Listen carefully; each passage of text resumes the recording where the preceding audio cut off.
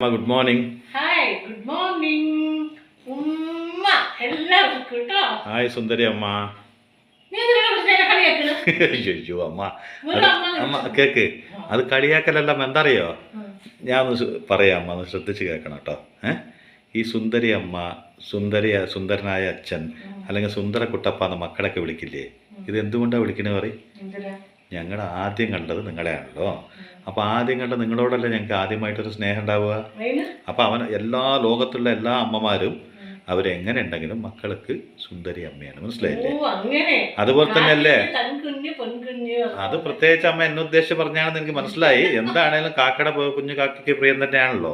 അതുപോലെ തന്നെ അവനവൻ്റെ അമ്മമാര് ഇനി എങ്ങനെ ഉണ്ടെങ്കിലും, മനസ്സിലായില്ലേ, അവര് മക്കളൊക്കെ എന്ന് സുന്ദരി അമ്മയാണ്. അതുകൊണ്ടാണ് സുന്ദരി അമ്മ എന്ന് പറഞ്ഞത്. അതുപോട്ടെ, അമ്മ ലഡ്ഡു തിന്നാൻ വല്ല ആഗ്രഹം ഉണ്ടായിരുന്നു അമ്മയ്ക്ക്? അല്ല, മൂക്കിന്റെ താഴെ ചെറിയൊരു ലഡ്ഡു വന്നിട്ട് നന്നായുള്ളൂ.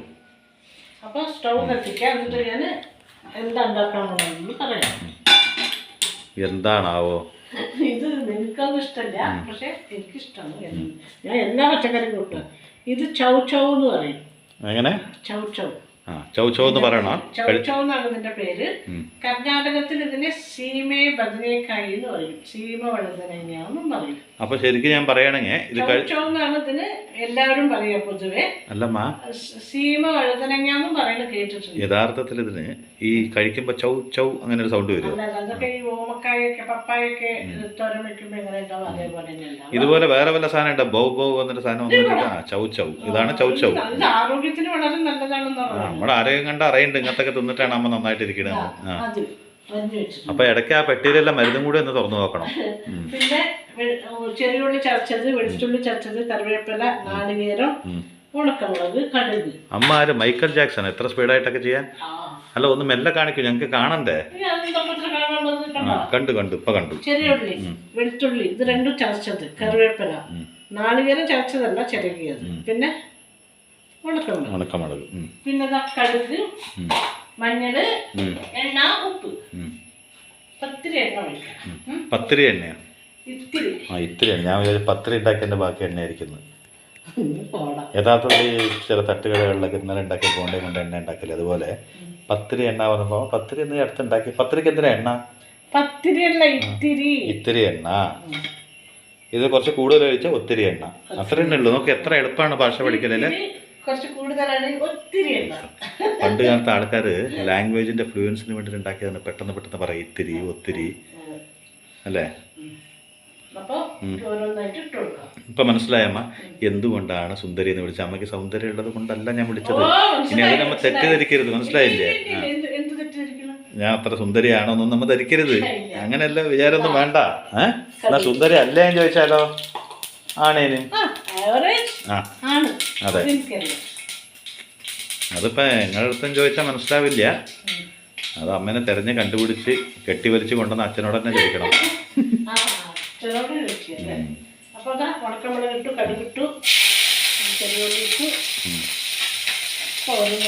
അച്ഛനോട് ചോദിച്ച അച്ഛൻ പറയും ഇതിനേക്കാളും നല്ലതൊക്കെ എനിക്ക് വന്നിട്ടുണ്ടായിരുന്നു മോനെ, ഞാൻ അതൊന്നും വേണ്ട വെച്ചിട്ട് എന്നെ കണ്ട ആ കണ്ണുകളില്ലേ, ആ കണ്ണുകൾക്ക് ഞാൻ കൊടുത്ത ബഹുമതിയായിരുന്നു.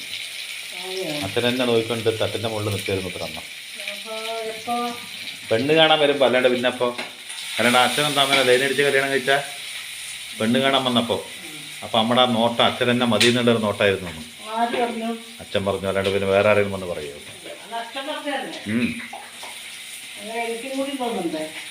അമ്മയ്ക്ക് ഒന്നും തോന്നാണ്ടാണോ പിന്നെ അമ്മ മോളൊന്നും ഇങ്ങനെ നോക്കണ്ടായിരുന്നു അച്ഛനെ? അങ്ങനെ പറയരുത്. പെണ്ണ് കാണാൻ വന്നപ്പോ അച്ഛനെ നോക്കിയല്ലേ അമ്മ? അമ്മ എന്തെങ്കിലും ഒരു സത്യം പറ അമ്മ. എന്തിനു വേണ്ടിയിട്ടാണ് ഇപ്പൊ എന്തിനാ കാണിക്കണം അമ്മ?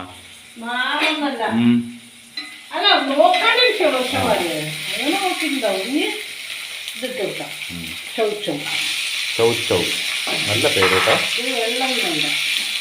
ഇത് ചൈനയിൽ നിന്ന് ഇവിടെ കൊണ്ടുവന്നാണോ? അല്ല, പ്രത്യേക പേരുകളെ ചൗ എന്നൊക്കെ പേര്.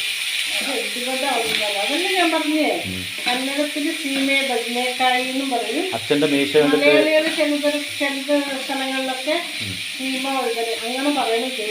അല്ല, ആ പെണ്ണ് കാണാൻ വന്നപ്പോ അച്ഛന്റെ മീശ കണ്ടിട്ട് അമ്മ പറഞ്ഞു ഇത്ര കൂട്ടുകാരിയോട്, കമ്പിളിപ്പുഴ പോലത്തെ മെലിഞ്ഞ മീശയാണ് അതേമ്മ. പിന്നെ പ്രേംനസീറിന്റെ മീശ പോലത്തെ മീശയായിരുന്നു അത്ര. നീ പോണം, നീ ആവശ്യമില്ലാത്ത കാര്യങ്ങളൊന്നും പറയണ്ട കേട്ടോ. നീ എന്താ അപ്പൊ എന്താ മീശ ഉണ്ടായിരുന്നില്ല എന്ന് പറയണേ? കുറച്ച് മഞ്ഞപ്പൊടി ഇട്ട് കൊടുക്കും കേട്ടോ.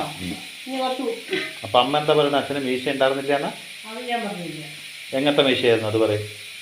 ആവോ, അല്ല, കോല് മീശയായിരുന്നോ കട്ട ഈ മീശയായിരുന്നോ? പഴയ ഫോട്ടോ പിടിച്ച് നോക്കി. ഞാൻ കണ്ടിട്ടുണ്ടല്ലോ, അമ്മ പറയേ. കുറച്ച് ഉപ്പ്. ഞാൻ കണ്ടിട്ടുണ്ടല്ലോ, അമ്മ പറയേ എങ്ങനത്തെ മീശയായിരുന്നു. ആവോ, അറിയില്ല. എന്തിനമ്മ ഇപ്പൊ അമ്മക്ക് ഇത്ര നാണം? എന്നെ എന്താ ചോദിക്കുന്നത്? അല്ലമ്മ, അമ്മ അങ്ങനെ പറഞ്ഞത് സത്യമാണോ? സത്യമല്ല.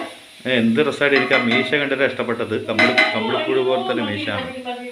എന്താ അന്നത്തെ ഒരു ഇഷ്ടല്ലേ?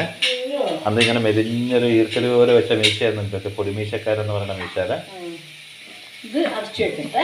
അരച്ച് വെച്ചിട്ട് ഇതൊന്ന് ചെറുതായിട്ടൊന്ന് വേവട്ടെ. അല്ല, ഇതൊക്കെ പറഞ്ഞപ്പോൾ നമുക്ക് നാണം വന്നു. ഇല്ല, അതെന്താ നാണം വരേണ്ടത്? നമുക്കെന്താ നാണം ഇല്ല? അപ്പോൾ കുറച്ച് നാണം വരണ്ടേ? അപ്പോൾ ഇത് അരച്ച് വെക്കും. അപ്പോൾ പതിവ് പോലെ എന്നും പറയണ പോലെ പാചകം വിത്ത് സ്റ്റോറി ആയതുകൊണ്ട് പറയും പോലെ അതന്നെ.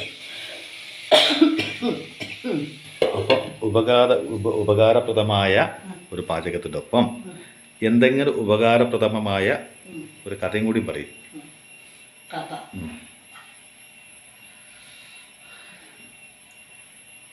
അതായത് ഏതായത്? നമ്മളെ ഈ മണ്ടന്മാര് പിന്നെ മുട്ടാളന്മാര് അങ്ങനെ പറയില്ലേ, മണ്ടൻ, ബുദ്ധിയില്ലാത്തവൻ, വിവരമില്ലാത്തവൻ, അങ്ങനെയൊക്കെയാ. അങ്ങനെ എന്തൊക്കെ ചില ഓരോരോ ഭാഷയിൽ അങ്ങനെയൊക്കെ ഇല്ലേ?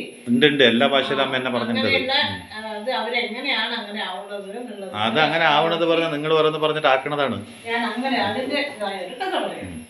അതെന്തറിയോ, നമ്മുടെ കൈലാസം, ഈ പരമശിവൻ വരുന്ന കൈലാസത്തിലെ ഗണങ്ങൾ ഉണ്ടാവില്ലേ, ശിവന്റെ ഗണങ്ങൾ, ശിവഗണങ്ങൾ. അവരില് ഒരാള് മഹാദേവനോട് ചോദിച്ചു, മഹാദേവ, ഈ വിഡ്ഢികള് മുട്ട ഇങ്ങനെ പറയുന്ന ആൾക്കാര്, അങ്ങനെ പറയുമല്ലോ ആൾക്കാര്, അത് ശരിക്കും അങ്ങനെ ഉണ്ടോ? എന്ത് മണ്ടനായിരിക്കില്ലേ ശിവന്റെ ഗണായിട്ട് എന്താ കാര്യം? ഇതൊന്നും അറിയില്ലേ? ഇതൊക്കെ ഉണ്ടല്ലോ, അവിടെ നിന്ന് നോക്കിയാൽ മനസ്സിലാവില്ലേ അവർക്ക്? അത് അങ്ങനെ പറയുന്നത്, അത് എന്തുകൊണ്ടാണ് അങ്ങനെ പറയുന്നത്? അത് ശരിക്കും അങ്ങനെയുള്ളത് എന്തുകൊണ്ടാണ് അവരെ അങ്ങനെ പറയുന്നത് എന്ന് നിങ്ങൾക്ക് മനസ്സിലായിട്ടില്ല. മണ്ടത്തരം കാണിക്കുമ്പോ മണ്ടെന്ന് പറയും ആൾക്കാരാണ്. അത് എന്തുകൊണ്ടാണ് അവരങ്ങനെ വിളിക്കുന്നത്? അത് സിമ്പിൾ, ശിവനോട് ചോദിക്കേണ്ട ആവശ്യമില്ലല്ലോ, വായം കൊണ്ട്. അങ്ങനെയല്ല, ഇപ്പൊ നിന്നെ ഞാൻ മണ്ടൻ മണ്ടൻ വിളിക്കുമ്പോ അതിന് എന്തെങ്കിലും ഒരു കാരണം വേണം. ഒരു കാരണമില്ലാണ്ട് അമ്മ എന്നെ വിളിക്കാറ്. അല്ല, ചോദിച്ചതിന് മറുപടി പറഞ്ഞു. അത് അറിയണമെന്ന്. അപ്പൊ ശിവൻ എന്ത് ചെയ്യോ? എന്ത് ചെയ്യും? ഒന്നും മറുപടി പറയില്ല. ഈ ശിവഗണത്തിനെ എന്ത് ചെയ്യും? ഒരു പഞ്ചവർണ്ണ കിളിയാക്കി മാറ്റും. നല്ല ഭംഗിയുള്ള കിളിയാക്കിട്ടില്ലേ?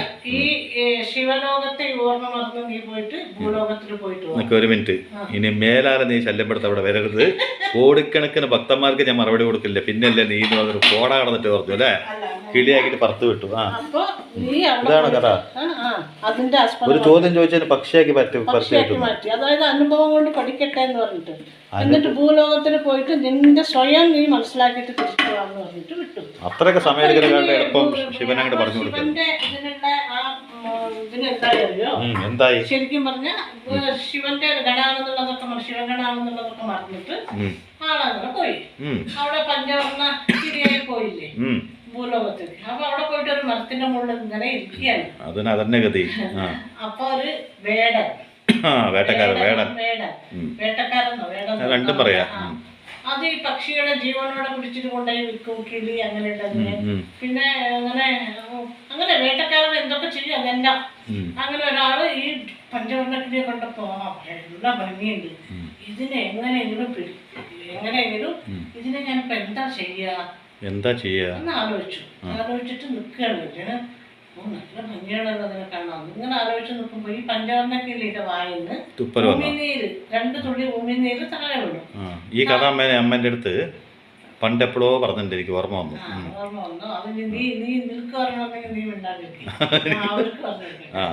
അപ്പൊ ഉമിനീര് 2 തുള്ളി വീണപ്പോ അത് പെട്ടെന്ന് 2 സ്വർണ്ണക്കട്ടകളില്ലേ അതായി മാറി. ഇത് കണ്ടത് എന്ത്, ഈ പക്ഷിയുടെ വായിന്ന് വീണ ഉമിനീര് സ്വർണ്ണക്കട്ടയായി. അപ്പൊ ഇതിനെങ്ങനെയെങ്കിലും കൊണ്ടുപോയാ എന്റെ ജീവിത സുഖാവും, എനിക്ക് വലിയ ധനികനൊക്കാവാനോ എന്ന് പറഞ്ഞിട്ട് ഇതിനെങ്ങനെയെങ്കിലും ജീവനോടെ പിടിക്കണം, എന്താ ചെയ്യാന്ന് പറഞ്ഞിട്ട് ഇങ്ങനെ ആലോചിച്ചിട്ട് ഈ അയാളുടെ കയ്യിൽ എപ്പോഴും ഒരു കൂടുണ്ടാവും, ഈ തത്തകളെയൊക്കെ പിടിച്ചുകൊണ്ട് അങ്ങനെ. വേണമല്ലോ, എന്നോട് ചാക്കിലിട്ട് കൊണ്ടുപോകാൻ പറ്റില്ലല്ലോ. അതിൻ്റെ ഉള്ളിൽ കുറേ പഴവർഗ്ഗങ്ങളും ധാന്യങ്ങളും ഒക്കെ വെച്ചിട്ട്, പലതരം ധാന്യങ്ങൾ അയാൾക്ക് വിശക്കുമ്പോൾ തിന്നാൻ കാട്ടിനോട് പോകുമ്പോൾ കൊണ്ടുവന്നിട്ട് ആ കൂട്ടിൻ്റെ ഉള്ളിൽ വെച്ചിട്ട് സ്നേഹത്തോടെ വിളിച്ചു, പഞ്ചവർണ്ണ കിളി, പഞ്ചവർണ്ണ വാ, ഈ കൂട്ടിൻ്റെ ഉള്ളിൽ നിനക്ക് വേണ്ടി ഞാൻ എന്തൊക്കെയാ ഒരുക്കി വെച്ചിരിക്കുന്നത്. ചില മനുഷ്യന്മാര് ആഹാരങ്ങളൊക്കെ ഒരുക്കി വെച്ചത് നമ്മുടെ സ്നേഹത്തോടെ ചിലപ്പോൾ വിളിക്കില്ലേ, വിരുന്നിന്റെ വിളിക്കില്ല, അതുപോലെ വിളിച്ചു. അപ്പൊ പഞ്ചവർണ്ണ കിളി കുറച്ചു നേരത്തെ നോക്കി. ഇയാള് ഒരുപാട് നല്ല നല്ല വാക്കുകളൊക്കെ ഉപയോഗിച്ച് ഭയങ്കര പ്ലീസ് ചെയ്തിട്ട് വിളിക്കില്ലേ, അതുപോലെയൊക്കെ വിളിക്കുന്ന കണ്ടപ്പോ പഞ്ചവർണ്ണ കിളിക്ക് എന്തൊരു നല്ല മനുഷ്യൻ, എനിക്ക് വേണ്ടിയിട്ട് എന്തെല്ലാം ഒരുക്കി വെച്ചിരിക്കണമെന്നും പറഞ്ഞ് ഒന്നും ആലോചിക്കാണ്ട് പോയിട്ട് അതിൻ്റെ ഉള്ളിലാ കയറി. പണ്ട് കൈലാസത്തിലെ ബുദ്ധിയില്ല പെട്ടുപോയി, കൂടടച്ചു. അത് പിടിക്കാൻ വേണ്ടിട്ടല്ല ഇയാളെ പ്ലാൻ ചെയ്തത്. അപ്പൊ ഇത് കയറി വിടുമ്പോ ആ കൂടടച്ചു കഴിഞ്ഞ് അതിനെ കൊണ്ട് പോയി. എന്താ പറഞ്ഞാൽ അതിങ്ങനെ വീഴുമ്പോഴൊക്കെ സ്വർണ്ണം ഉണ്ടാവുമല്ലേ, സ്വർണ്ണം അങ്ങനെ കൊണ്ട് ഇയാള് അതുകൊണ്ട് കൂട്ടിട്ട് എന്തിനേയും വെച്ച് ഇതിന് എല്ലാം കഴിക്കാനൊക്കെ കൊടുക്കും, പക്ഷെ കൂട്ടിൻ്റെ ഉള്ളിൽ തന്നെ. എന്നിട്ട് ഇതിന് ഇങ്ങനെ കുറേ സ്വർണ്ണമൊക്കെ കെട്ടി ഇയാൾ വലിയ ധനികനായി നല്ല മണിമാളികയൊക്കെ കെട്ടി ഇയാൾ സുഭിക്ഷമായി ജീവിക്കുകയാണ്. അങ്ങനെ ജീവിക്കുന്ന സമയത്ത് ഒരു ദിവസം ഇയാൾക്ക് സ്വപ്നം കൊണ്ടുവരും. ഒരു സ്വപ്നമാണ്, വീണ്ടും ഒരു പഞ്ചവർണ്ണ ഒരു ആ നാട്ടിലെ രാജാവ് ഇയാളുടെ ഈ കാര്യം മനസ്സിലാക്കി. ഈ പഞ്ചവർണ്ണ കിളി ഇങ്ങനെ കൊണ്ടുവന്ന് ഇവനിങ്ങനെ അതിന്റെ ഊമിനയിൽ കൊണ്ടുവരുന്ന അത് സ്വപ്നത്തിൽ മനസ്സിലാക്കി. സ്വപ്നത്തിൽ ഇയാൾ കണ്ടത് രാജാവ് ഇങ്ങനെ മനസ്സിലാക്കിയിട്ട് രാജാവ് ഇയാളെ ഭടന്മാരെ അയച്ചിട്ട് ഇയാളെ കൊണ്ടുപോയിട്ട് ഇങ്ങനെ ഒരു ഇത് കിട്ടിയപ്പോ രാജാവിനെ അറിയിക്കണ്ടേ, നീ എന്തുകൊണ്ട് അത് ചെയ്തില്ല എന്ന് പറഞ്ഞ് ഇയാളുടെ തൂക്കിലേറ്റ് അങ്ങനെ ചെയ്യരുത്. ഇയാള് സ്വപ്നം കണ്ടു, അത് സ്വപ്നമാണ്. പക്ഷെ ഇയാൾ ഒന്നുകൊണ്ട് ഉറക്കല്ല, ഊണ് കഴിക്കാൻ പറ്റുന്നില്ല. ദൈവമേ, ഇത് രാജാവ് അറിയോ, ഇത് സ്വപ്നമാണെങ്കിൽ ഈ സ്വപ്നം സത്യമാവോ എന്നുള്ള പേടിയാണ്. അങ്ങനെ കുറച്ചു കാലം ഇയാൾ പേടിച്ച് ജീവിച്ചു. അവസാനം തീരുമാനിച്ചു, അയ്യോ ഈ സ്വത്തിനേക്കാളൊക്കെ വലുത് എന്റെ ജീവനാണ്, അപ്പൊ എനിക്ക് എന്തായാലും അപ്പൊ അയാൾ എന്താക്കി ഈ സാധനം ഇളക്കാൻ വേണ്ടി വന്നോ? പോടാ, ഞാൻ ഇളക്കട്ടെ, വേഗം വേവും, അതുകൊണ്ടാ ഞാൻ കഥയിൽ അയാൾ എന്തോ ഇടയ്ക്ക് വെക്കട്ടെ പറഞ്ഞത്. അതല്ല, അപ്പൊ അങ്ങനെ ഇയാൾ എന്ത് ചെയ്തു, ആ പഞ്ചവർണ്ണ കിളിയെ കൊണ്ട് രാജാവിന്റെ കൊട്ടാരത്തിലേക്ക് പോയി. കൊട്ടാരത്തിൽ പോയ സമയത്ത് അവിടെ ഇത് നടന്നുകൊണ്ടിരിക്കുകയാണ്, രാജ്യസഭ നടന്നുകൊണ്ടിരിക്കുകയാണ്. ആ എല്ലാവരും മന്ത്രിമാരും സേനാപതി ആൾക്കാരൊക്കെ കൂടി അവിടെ എന്തൊക്കെ ചർച്ചകൾ നടന്നുകൊണ്ടിരിക്കുകയാണ്, എങ്ങനെ അടുത്ത രാജ്യത്തിനെ ആക്രമിക്കണം എന്നൊക്കെ. അത് എന്തെങ്കിലും ആവട്ടെ, രാജാവിന് എന്തൊക്കെ ചർച്ച ചെയ്യാനുണ്ടാവും, അതൊക്കെ ചോദ്യങ്ങൾ കഥയിൽ ചോദിക്കരുത്, ചോദിക്കരുത്, ദേഷ്യം വരും. എന്നിട്ട് പറയും. അപ്പൊ അങ്ങനെ അപ്പൊ ഇയാളെന്ത് ചെയ്യും, അവിടെ നിന്നിട്ട് ഒരു ഭടനോട് പറയും, എനിക്ക് രാജാവിനെ ഒന്ന് കാണണം, അവിടെ ഒന്ന് ഇതാവുമ്പോ സമയമാകുമ്പോ എന്നെ ഒന്ന് വിളിക്കാൻ പറയുന്നത്. അപ്പൊ ഭടൻ പോയിട്ട് എല്ലാ ഏതാണ്ടൊന്ന് ശമനായപ്പോ പോയിട്ട് ഇങ്ങനെ ഒരാളെ കാണാൻ വന്നിരുന്നു. അകത്തേക്ക് ഇറക്കി വിടാൻ മതി. ഇയാളകത്ത് വന്നിട്ട് പറയും, ഈ പഞ്ചവർണ്ണ കിളി എനിക്ക് കിട്ടിയതാണ് കാട്ടുന്നത്, ഇതിന്റെ ഉമിനീര് താഴെ വീണ സ്വർണ്ണം കട്ടയാവും, 2 ഉമിനീരാണെങ്കിൽ 2 കട്ട, അങ്ങനെ എത്ര ഉമിനീര് വീഴും അത്രയും സ്വർണ്ണമാവും. അത് ഞാൻ രാജാവിന് കാഴ്ചവെക്കാൻ വേണ്ടി കൊണ്ടുവന്നതാണ്. അപ്പൊ രാജാവ് ആയിക്കോട്ടെ, ഭയങ്കര സന്തോഷമായി രാജാവിന്. രാജാവ് വിചാരിച്ചു ഞാൻ ഉമിനീര് തുപ്പന വരെ കാത്തിരിക്കേണ്ട, കഴുത്ത് പിടിച്ച് ഞെക്കിയ കുറെ ഉമിനീര് താഴെ വരും. അതല്ല, അപ്പൊ ഇങ്ങനെ കിട്ടിയപ്പോ വന്നിവിടെ അറിയിച്ചല്ലോ, സന്തോഷായി. തന്നോളൂ, നല്ല രാജാവ്. തന്നോളൂ എന്ന് പറഞ്ഞ രാജാവിന് ഏത് നാട്ടിലത്തെ പിച്ച രാജാവാണത്, വേടന്റെ കയ്യിൽ നിന്ന് തട്ടനും മേടിച്ചു. അങ്ങനത്തെ സാധനങ്ങളൊക്കെ ഇപ്പൊ എന്തെങ്കിലും നമുക്ക് എവിടെയെങ്കിലും നിധിയൊക്കെ കിട്ടിയാൽ നമ്മൾ ഗവൺമെന്റിന് കൊടുക്കണ്ടേ? പിന്നെ ഞാനൊന്നും കൊടുക്കില്ല, അമ്മ കൊടുത്താ മതി. പറയൂ. അപ്പൊ ഈ രാജാവ് അപ്പോഴേക്കുണ്ട് ഈ മന്ത്രി. ഏത് മന്ത്രി? രാജാവിനൊരു മന്ത്രി ഉണ്ടാവും. ഇത് കുരുമുളകും മുളകും കൂടി പൊടിച്ചതാണ്, അതൊരു ഇട്ട് കൊടുക്കുക മന്ത്രി, എരിവിന് ആവശ്യമുള്ളത്. അപ്പൊ മനസ്സിലായോ? എന്നിട്ട് മന്ത്രി കുരുമുളകും മുളകും കൂടി പൊടിച്ചത് ഇട്ട് കൊടുക്കുക. ഒരുപാട് എരിവൊന്നും വേണ്ട, കുറച്ച് എരിവ് മതി. അപ്പൊ അങ്ങനെ ഇത് പെട്ടെന്ന് വേവ് കുഴഞ്ഞു പോയി. മന്ത്രി എന്ത് ചെയ്തു? അപ്പോഴേക്കും മന്ത്രി വന്നിട്ട് പറയണേ, എന്ത് രാജാവേ പേടിപ്പിക്കരുതമ്മ പറയാ. രാജാവേ ആ. അയാളൊരു അക്ഷരാഭ്യാസം ഒന്നും ഇല്ലാതെ വിദ്യ ഒന്നും ഇല്ലാത്തൊരു പൊട്ടനായ ഒരു മനുഷ്യൻ. അയാൾ എന്തോ പുലമ്പണു. അത് കേട്ടിട്ട് നിങ്ങൾ ഇത്രയും വലിയ രാജാവ് അയാൾ പറയുന്നത് കേട്ടിട്ട് അതിനെ വിശ്വസിച്ച് അത് സ്വീകരിച്ച് അയാൾക്ക് എന്തോ പാരിതോഷികമൊക്കെ കൊടുക്കില്ലേ, അതൊക്കെ ചെയ്യാൻ നിൽക്കരുത്. നമ്മുടെ നിങ്ങൾ ഈ രാജ്യം ഭരിക്കുന്ന രാജാവല്ലേ, മണ്ടനായെന്ന് പറയില്ലേ അല്ലേ ആൾക്കാർ നിങ്ങളെ പറയില്ലേ എന്തൊരു രാജാവാണ് ഇത് എന്ന് പറയില്ലേ. അത് സത്യമാണോ എന്താണെന്ന് ആർക്കറിയാം. ഒരു പഞ്ചവർണ്ണക്കിളി പിന്നെ ഉമിനീരങ്ങൾ തുപ്പുമ്പോ അത് സ്വർണ്ണക്കെട്ടിയാവാണ്. അപ്പൊ രാജാവ് ഓ ശരിയാണ് മന്ത്രി പറഞ്ഞത്, ഞാനിപ്പോ ആകെ എല്ലാവരുടെ മുമ്പിൽ ഒരു മണ്ടനായി മാറിയനെ എന്ന് പറഞ്ഞിട്ട് എന്താണ് അപ്പൊ ഞാൻ ചെയ്യേണ്ടത് ചോദിക്കും. നിങ്ങൾ അതോ എന്തായാലും അതിനെ കൂട്ടിലിട്ടിരിക്കല്ലാതെ അതിനെ അങ്ങ് തുറന്നു വിട്ടോളൂ. അപ്പൊ രാജാവ് പറയാ എന്നാ പിന്നെ അതിനോട് തുറന്നു വിട്ടു. എന്തിനായി പക്ഷിനൊക്കെ കൂട്ടിലിട്ട് വന്ന് തുറന്നിട്ടു ബുദ്ധിമുട്ടിക്കണെന്തിനാ തുറന്നു വിട്ടോളൂ. ഇവനേതോ അവന് ബുദ്ധിയില്ലാതെ ഏതോ വന്ന് പറയാണ് മണ്ടനാണെന്ന് പറഞ്ഞിട്ട് അങ്ങനെ പോയി. അപ്പോ അതിനെ തുറന്നു വിട്ടു. തുറന്നു വിട്ടിട്ട് പാറി പോണ സമയത്ത് 2 തുള്ളി ഉമിനീര് വീണു. അവിടെ സ്വർണ്ണക്കെട്ടിയായി അത് പൊങ്ങും ചെയ്തു. അപ്പോഴാണ് രാജാവ് അയ്യോ ഇതിങ്ങനെയാണല്ലോ എന്ന് മനസ്സിലായി. അപ്പൊ ഇതിൽ നിന്നും ഇങ്ങനെ ഇത് പോയി എവിടേക്ക്. അത് കഴിഞ്ഞപ്പോഴേക്കും അതിന് ഓർമ്മ വന്നു, ഞാൻ കൈലാസത്തിലെ ശിവഗണാണെന്നുള്ള ഓർമ്മ വന്നു. അത് പോയി കൈലാസത്തിലേക്ക് പോയി. അവിടെ പോയി അവിടെ ആ പഞ്ചവർണ്ണക്കിളി വീണ്ടും ശിവഗണമായി മാറി. അപ്പോ മഹാദേവൻ ചോദിച്ചു ഇപ്പൊ നിനക്ക് മനസ്സിലായോ എന്ന്. ഓ മഹാദേവ എനിക്ക് മനസ്സിലായി, എന്താണ് ഈ വിദ്യകളാവുന്നത് എങ്ങനെയാണെന്നുള്ളതൊക്കെ എനിക്ക് മനസ്സിലായി. അപ്പൊ എങ്ങനെയാണെന്ന് ചോദിച്ചു. അപ്പൊ ഈ നാടകമിട്ട് കൊടുത്താട്ടോ, നാടകമിട്ട് കൊടുത്തിട്ട് അപ്പോൾ എങ്ങനെയാണെന്ന് മനസ്സിലായി എനിക്ക് എന്ന് പറയും. മനസ്സിലായി എന്ന് പറഞ്ഞപ്പോ എങ്ങനെ നിനക്ക് മനസ്സിലായി, എന്താ പറയാ. അപ്പൊ 4 തരത്തിൽ എനിക്കിന്ന് മനസ്സിലായി, 4 വിദ്യത്തരം ഉണ്ട് എന്ന് പറയും. എന്താന്ന് പറയും. അപ്പൊ ആദ്യം ഞാനാണ് വിദ്യയായത്. അതായത് പോളിഷിൽ നല്ല തേൻ പുരണ്ട വർത്താനങ്ങൾ പറഞ്ഞിട്ട് എന്നെ ആ വേടൻ ആദ്യം കൂട്ടിനുള്ളിൽ അടച്ചു. അപ്പൊ ആ തേൻ പുരണ്ട വർത്തമാനങ്ങൾ കേൾക്കുമ്പോൾ ഞാൻ ആലോചിക്കണ്ടേ അവനൊരു വേടനാണ്, ഞാൻ അതിൻ്റെ ഉള്ളിൽ പോയാൽ എനിക്ക് വല്ലതും സംഭവിക്കുമെന്ന് ഞാൻ ആലോചിക്കാണ്ട് അതിൻ്റെ ഉള്ളിൽ അവന്റെ ആവശ്യത്തിന് വേണ്ടിയിട്ടാണെന്നൊന്നും ചിന്തിക്കാണ്ട് ഞാൻ അതിൻ്റെ ഉള്ളിൽ പോയി. അതേപോലെ പിന്നെ രണ്ടാമത് ഈ സ്വപ്നം കണ്ടിട്ട് അതൊരു വെറും സ്വപ്നമാണ്. ഈ വേടനെ എന്നെ കൊണ്ട് പോയി. അപ്പൊ അതിന് ഒരുപാട് സ്വർണ്ണ കട്ടികളൊക്കെ കിട്ടി, ധനികനായി ഒക്കെ ശരിയാണ്. അപ്പൊ ഒരു വെറും സ്വപ്നമായിട്ട് കണ്ടത്, യാഥാർത്ഥ്യമല്ല. അത് സ്വപ്നമായിട്ട് കരുതാണ്ട് പേടിച്ചിട്ട് അയാള് നാളെ എന്തെങ്കിലും സംഭവിക്കുക എനിക്ക് രാജാവ് എന്നാണ് പറഞ്ഞ് രാജാവിന് എന്നെ കൊണ്ടുപോയി കാഴ്ചവെക്കാൻ വേണ്ടി കൊണ്ടുപോയി. അത് രണ്ടാമത്തെ വിധി. പിന്നെ അവിടെ പോയി രാജാവിനോട് പറഞ്ഞപ്പോ രാജാവ് ആദ്യം സമ്മതിച്ചു. അപ്പോഴൊക്കെ മന്ത്രിയോട് വന്നിട്ട് ഇങ്ങനെ പറഞ്ഞപ്പോ ശരിയാണോ തെറ്റാണോ നോക്കി മനസ്സിലാക്കാണ്ട് അതിനെ തുറന്നു വിടാൻ പറഞ്ഞു. അത് തുറന്നു വിട്ട് കഴിഞ്ഞപ്പോ ഇങ്ങനെ കിട്ടിക്കഴിഞ്ഞപ്പോ അയാൾക്ക് തോന്നി അയ്യോ ഇങ്ങനത്തെ ഇതാണോ ഞാൻ വിഡ്ഢിത്തരായിപ്പോയി, മണ്ടത്തരായിപ്പോയി. അതൊരു മണ്ടത്തറ 3ആയോ. പിന്നെ ഈ 4ാമത്തെ മണ്ടത്തരം എന്ന് പറഞ്ഞ ഈ മന്ത്രി ഇല്ലേ, മന്ത്രി എന്തെങ്കിലും ഒന്ന് കേട്ടില്ല, അത് എന്താണ്, അത് സത്യമായിരിക്കും ഇയാൾ പറഞ്ഞത്, അത് നമുക്ക് പരീക്ഷിച്ച് നോക്കാന്നല്ല പറയേണ്ടത്. അയാളൊരു ബുദ്ധിയില്ല, വിവരമില്ല, വിദ്യാഭ്യാസം ഇല്ലാത്ത ഒരാള്, നമ്മളെപ്പോഴത്തെ ആൾക്കാരൊക്കെ അയാളെ വിശ്വസിക്കാൻ പാടുണ്ടോ എന്ന് പറഞ്ഞിട്ട് രാജാവിൻ്റെ അടുത്ത് ഇങ്ങനെ പറഞ്ഞു കൊടുത്തു. അപ്പൊ അങ്ങനെ 4 തരത്തിലുള്ള വിദ്യകളായില്ലേ. സ്വയം നമുക്ക് ആലോചിക്കാൻ, നമുക്ക് സ്വയം ബുദ്ധി ദൈവം തന്നിട്ടുണ്ടെങ്കിൽ നമ്മൾ സ്വയം ആലോചിക്കണം, നമ്മൾ ആ കൂട്ടിൽ കയറണോ എന്നുള്ളത്. അതുപോലെ ഇതൊരു സ്വപ്നമാണ്, യാഥാർത്ഥ്യമല്ല, ഞാൻ എന്തിനാണ് ഇങ്ങനെ പേടിക്കുന്നത് എന്നുള്ളത് നമ്മൾ വിചാരിക്കണം. അതുപോലെ മന്ത്രി പെട്ടെന്ന് ഇവിടെ പോയിട്ട് ഓ ഞാൻ വിദ്യാഭ്യാസം ഉള്ളവനാണ്, രാജാവും വലിയ വിദ്യാഭ്യാസം, ഇയാൾക്ക് ഒന്നും അറിയില്ല എന്നങ്ങനെ പെട്ടെന്ന് വിചാരിക്കാൻ പാടില്ല ആരെയും.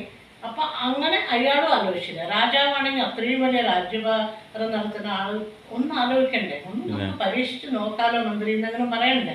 അയാളെ ഇത് തുറന്നു വിട്ടു. അപ്പോ നമുക്ക് സ്വയം ദൈവം തന്ന ബുദ്ധി നമ്മൾ ഉപയോഗിക്കാണ്ട് മറ്റുള്ളവർ പറയുന്നത് കേട്ടിട്ട് നമ്മൾ അതുപോലെ ചെയ്യണം. നമ്മൾ അവർ പറയുന്നത് കേൾക്കണം, ഇവര് പറയുന്നത് കേൾക്കണം എന്നും പറഞ്ഞിട്ട് പോവുകയാണെങ്കിൽ നമ്മളിലുള്ള ബുദ്ധിയും കൂടി ഇല്ലാണ്ട് നമ്മുടെ വിഡ്ഢികളാവുക തന്നെ.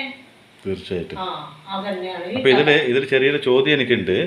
ഈ ശിവന്റെ ഗണായിട്ടും പോലും ഈ മണ്ടെന്ന് എന്തിനാ വിളിക്കുന്നത്, വിഡ്ഢിന്ന് എന്തിനാ വിളിക്കുന്നത്? ശിവന്റെ അടുത്ത് പോയി ചോദിക്കേണ്ട ഗതികേട് പറഞ്ഞാൽ ആ ശിവഗണ എത്ര വലിയ മണ്ടനായിരിക്കും? അവിടെ ഒരു ചോദ്യം. പിന്നെ ജീവിതത്തിൽ ഈ കഥയും കൊണ്ട് കിട്ടുന്നൊരു നമുക്കൊരു ലെസൺ എന്താന്ന് പറഞ്ഞാൽ, എന്തൊക്കെ സാഹചര്യങ്ങൾ നമുക്ക് വരും, ആ സാഹചര്യങ്ങൾ ഒരാളെ വിശ്വസിക്കുമ്പോൾ, ഒരാളായിട്ട് ബിസിനസ് ചെയ്യുമ്പോൾ, ഒരാളായിട്ട് ഇടപെടുമ്പോൾ, അപ്പോൾ ഒരു വാക്കിലോ ഒരു പ്രവൃത്തിയിലോ മാത്രം ഒരാളെ പൂർണ്ണമായും വിശ്വസിക്കാൻ പറ്റും. നമ്മുടെ ബുദ്ധി ഉണ്ടാവണം. അപ്പോൾ കണ്ടില്ല, ഇതൊക്കെ വെച്ച് വരുമെന്ന് നമ്മളൊക്കെ വിരുന്ന് വിളിക്കുന്ന പോലെ വിളിച്ച് എന്താണ് അവൻ്റെ ഉദ്ദേശം എന്ന് മനസ്സിലാക്കണം. അതുപോലെ ഈ ചെറുപ്പക്കാരെ പെൺകുട്ടികളാവട്ടെ, ഇവരൊക്കെ ഈ സ്നേഹത്തിൻ്റെ വരയിലൊക്കെ പെടുത്തി ഏറ്റവും കൂടുതൽ നടന്നുകൊണ്ടിരിക്കുന്നത് അതാണല്ലോ.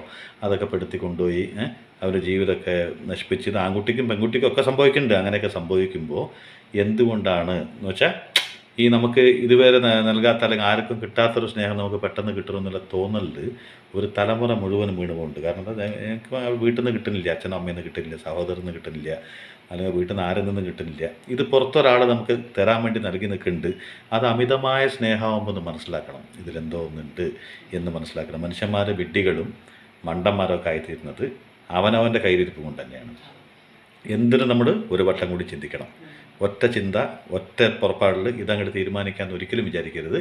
നമ്മൾ എന്തെങ്കിലും തീരുമാനം എടുക്കുന്നതിനേക്കാളും ഇത് നല്ലതാണോ, ഈ പറയുന്ന വ്യക്തികൾ പറയുന്ന കാര്യങ്ങളിൽ വല്ല അർത്ഥമുണ്ടോ, ഇത് ഞാൻ അംഗീകരിക്കണോ വേണ്ടത് മനസ്സിനെ വീണ്ടും വീണ്ടും ചോദിക്കണം.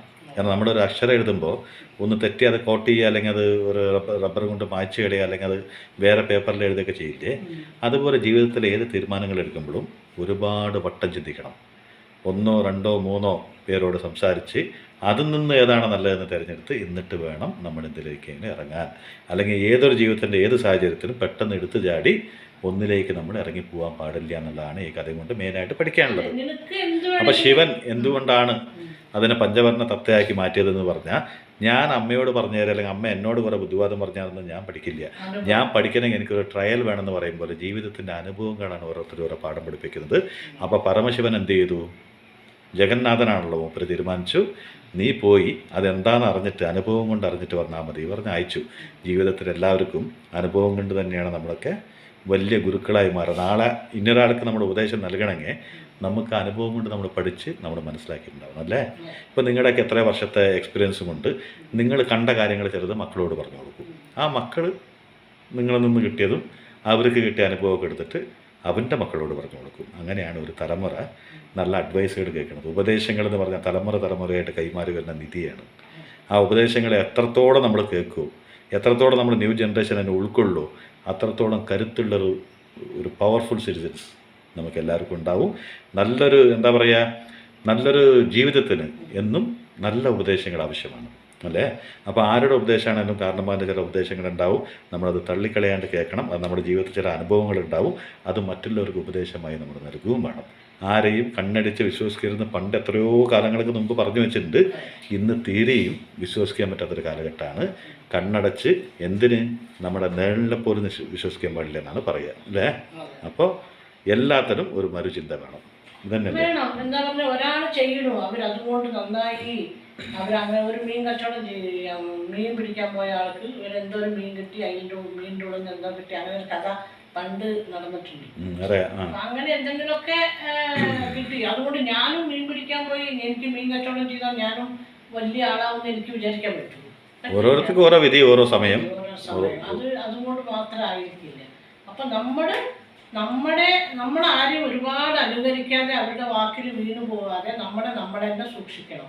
പലരും പറയും എന്തറിയോ, അപ്പൊ അങ്ങനെ ചെയ്യാ കുറെ ഒരുക്കി വെച്ച് വരുന്നൊക്കെ ഒരുക്കി നമ്മളെ പോളിഷിൽ വെച്ച് നമ്മുടെ അടുത്ത് പലതും പറയും.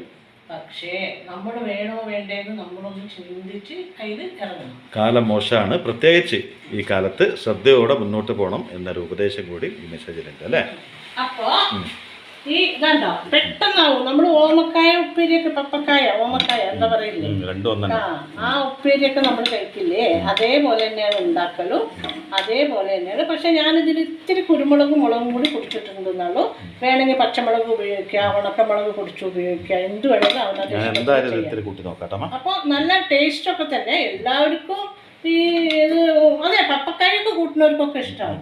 അപ്പോൾ നിങ്ങൾ വരികയാണെങ്കിൽ ഇന്നലത്തെ മീൻകറി ഉണ്ട്, പിന്നെ ഞാൻ മീൻ വറക്കും മത്തി, അതും കൂട്ടി ഇതും കൂട്ടി നിങ്ങൾക്ക് ചോറ് തരാം. വരണം. മഴയാണ് നിങ്ങളൊന്നും വലിയ അപ്പം എനിക്കറിയാം. അപ്പൊ ബൈ.